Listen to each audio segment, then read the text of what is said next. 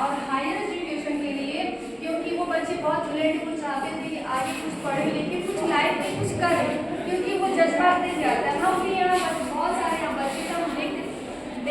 Face देखकर हम बता सकते हैं कि कौन बच्चे पढ़ने आते हैं, कितने बच्चों को वो चीज़ें समझ में आई है, कितनों को नहीं है, कोई कौन यहाँ टाइम पास करने आया है, कौन क्या करने आया है, हम यहाँ ऐसे भी बता चुके हैं। वैसे ही वहाँ के टीचर जो महात्मा गांधी जब कक्षा में पढ़ते थे तो वो भी जो टीचर रहते थे उनको क्योंकि ऑटोमेटिक वो ध्यान चला जाता है, जो बच्चा एक्टिव रहेगा एकदम ब्रिलियंट रहेगा उसमें ऑटोमेटिक अट्रैक्ट हो जाता है, खींचा चला जाता है कि बच्चे में दम है, इसमें बस एक चीज की कमी है कि इसको बस आगे धक्का ऐसे देना है ताकि वो और आगे जाए, और धक्का देने वाला ऐसा इसकी फैमिली मेंबर में कोई नहीं है। क्यों ना हम अगर किसी गरीब को भी हम पढ़ा दें तो क्या उसकी दुआएं ना मिलेगी, शायद हम कर सकते हैं जितनी मेरी क्षमता है। वैसे ही इनको टीचर ने हेल्प किया और उन्हीं के हेल्प से ये चले गए हायर एजुकेशन यानी वकालत की पढ़ाई करने के लिए लंदन चले गए। ठीक है, लंदन कब गए थे आपको?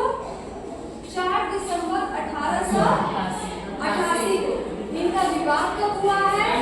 1883 में, यानी कि विवाह के 5 साल बाद ये लंदन चले गए, यानी कि क्या 13 से 14 साल की उम्र में इनका विवाह हो गया, बचपन में ही इनका बाल विवाह हो गया। पहले के प्रचलन था और ये विवाह के पक्ष में भी नहीं थे, चाहते भी नहीं थे कि मेरा विवाह शादी हो, लेकिन घर वाले का दबाव, क्योंकि वही चीज वो मार्केट में चल रहा था कि कैसे उनको विवाह करना, तो इनका विवाह 1883 में कस्तूरबा गांधी जी से हो गए। ठीक है, और इनकी सास की कुंतीबाई हो गई और ससुर इनके करमचंद गांधी जी हो गए। और जब ये फाइनली शादी विवाह हो गया, गृहस्थी निभाई, 5 साल गृहस्थी, बाल बच्चे भी हुए, इनके बाल बच्चे भी, उसके बाद ही चले गए थे पढ़ने कुछ सालों के बाद 4 दिसंबर 1888 को लंदन में वकालत की डिग्री हासिल करने की। जब वकालत की डिग्री हासिल करके आए तो जैसे ही वो इंडिया आए, अब डेट वाइज नहीं बताएंगे, जैसे वो इंडिया आए, क्योंकि वकालत की डिग्री जब हासिल किए थे तो ये बहुत फेमस हो चुके थे, बहुत अच्छे वकील हो गए थे। जैसे ही आए तो इनको दक्षिण अफ्रीका से किसी व्यापारी ने इनको यहाँ से बुला लिया अपना केस लड़ने के लिए। ठीक है, तो जैसे ही आए तुरंत वो दक्षिण अफ्रीका चले गए और वहाँ पे जाके उसका केस लड़ा, और वहीं का इंसिडेंट है दक्षिण अफ्रीका, जब वो केस लड़ने के लिए उस व्यक्ति के लिए दक्षिण अफ्रीका गए थे, वहीं पे उसे जब ट्रेन में बैठे थे, ट्रेन वाला कि कैसे बैठे, तो वहाँ के गोरों ने इनको धक्का मार के ट्रेन से बाहर फेंक दिया था।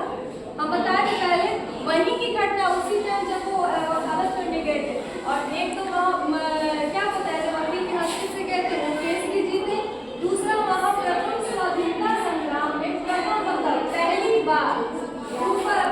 रूप से वो लड़ाई लड़ी, और वो काले और गोरों के मध्य जो लड़ाई थी, जो भेदभाव था, उसमें उन्होंने फाइट किया, वहाँ अनशन किया, मतलब फाइट ही नहीं किया, बाकायदा जीत के आए। तो फाइनली वकील बनने के बाद, केस लड़ने के बाद प्रॉपर रूप से सन 1915 में आपके इंडिया में गांधी जी आ गए, जो कि भारत लौट आए। और भारत लौटने के साथ ही फिर यहाँ पे भी एक, यहाँ से बिहार से मोतिहारी से शायद राजा राम नाम है, राजा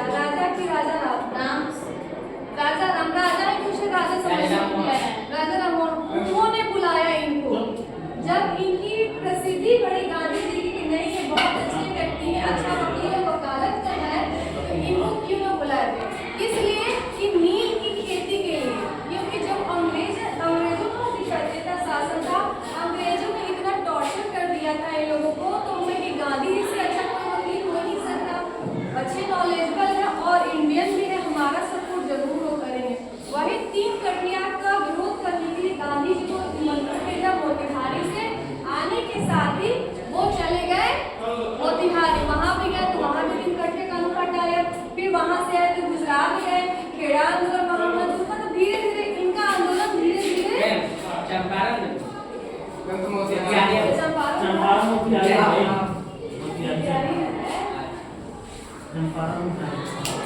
तो धीरे धीरे इनकी लौट के गई। हाँ, और एक और चीज